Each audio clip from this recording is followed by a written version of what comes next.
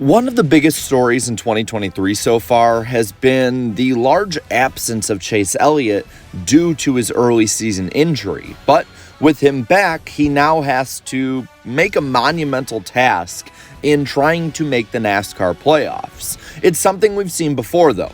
Kyle Busch missing about a third of the season and then coming back to make the playoffs and win the championship. So, to me, I don't see any reason why Chase Elliott can't make it and can't compete for a championship this year. So that's what we're going to look at today. Why Chase Elliott will make the 2023 NASCAR playoffs. And maybe not just for winning. Let's get into it. But really quick, I want to thank everybody for your support for the podcast Party Bus, the car that me and the other members of the NASCAR Weekly Podcast, Garage Guys, and Scene Vault Podcast will be sponsoring at the Darlington Raceway on May 14th. It's been amazing to see your support, and I cannot in any way thank you more for your support. Now, the first reason is one that everyone will be like no duh about, and it's that he can win. There are 16 races currently points-wise before the NASCAR playoffs start, and when I look at these races, I see a lot of opportunity for Elliott. First off, you have this coming weekend at Dover. At Dover, well, he won the race here last year.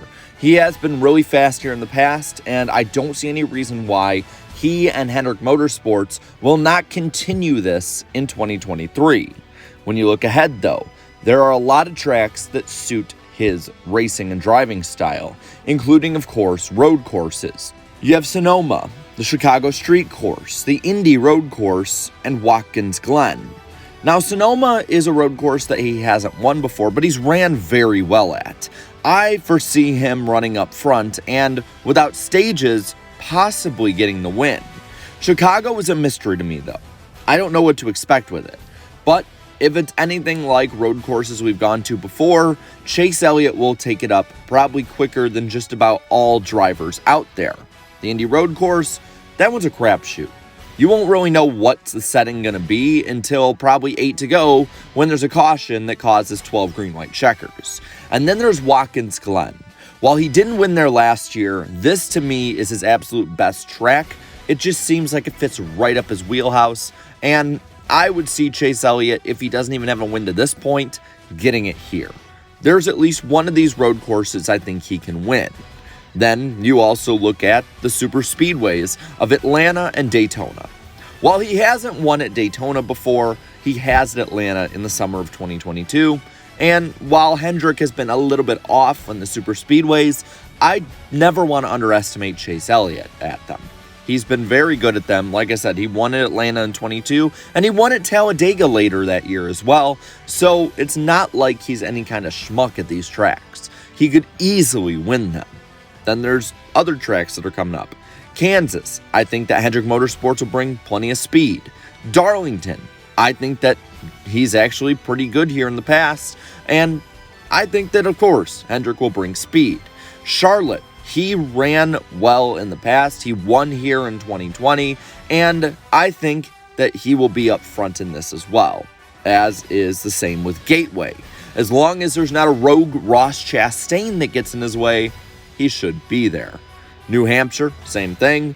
Richmond, think he'll do well. I mean, Josh Berry ran second there, and no disrespect to Josh Berry, but he is not at the level that Chase Elliott is. To me, Chase Elliott is one of the greatest drivers of our generation and should not be underestimated in just how much of an impact he can have on the 9 team, even if it ran well with him not there.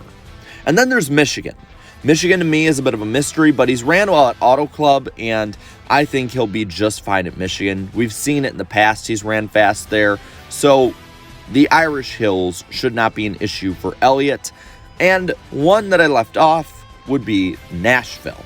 Now at Nashville, he got better as the night went on. And something that is really apparent to me when I look at this race is that it will be a race of who gets better when the night goes on. It's starting later in the evening to try and avoid a lot of that Tennessee rain, and I think it plays into Elliott's wheelhouse and hands. So I could see him winning any of the next 16 races.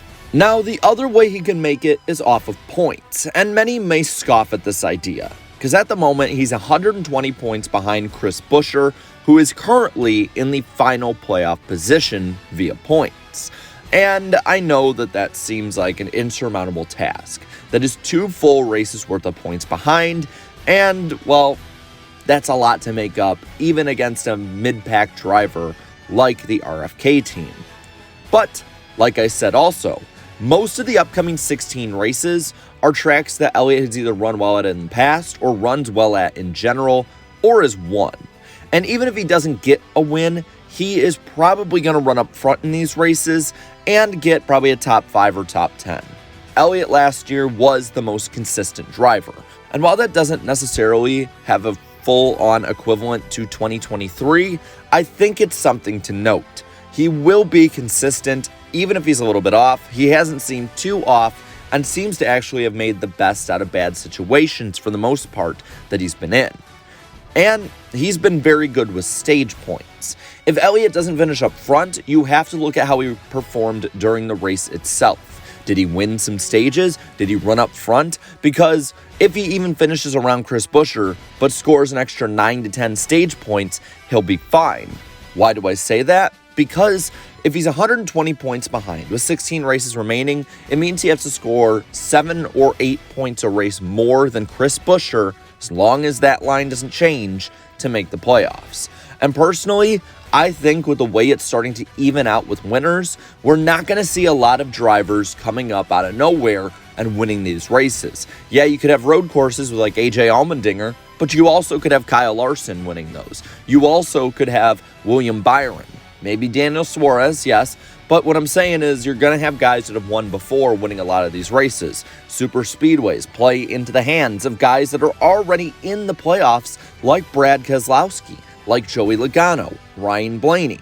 So that line might not move as much as people think it will. It probably will a bit, but not too awful much. And I think Elliott easily can score 10 more points a race than somebody that's around that cut line. You also have to think of the fact, too, that with Alex Bowman out, he will now be out of the cut line as well, which will probably move that even closer to Elliott. Now, Bowman could easily get a win. He's been very fast this year, but I think the point still stands that it's been over a year since he's won, so it's not a guarantee. Elliott, like I've said a ton in this video already, is a top-tier driver. He's never been outside the top 10 in points in his career. Ever since 2016, he's always been very consistent, always been a guy who has carried the Hendrick banner, and I think that continues this year. There's no reason to think that Elliott is going to have a massive fall off until he actually does. Now with that, I want to pass this all on to you. Do you think Chase Elliott will make the playoffs no matter what this year? Let me know down in the comments below.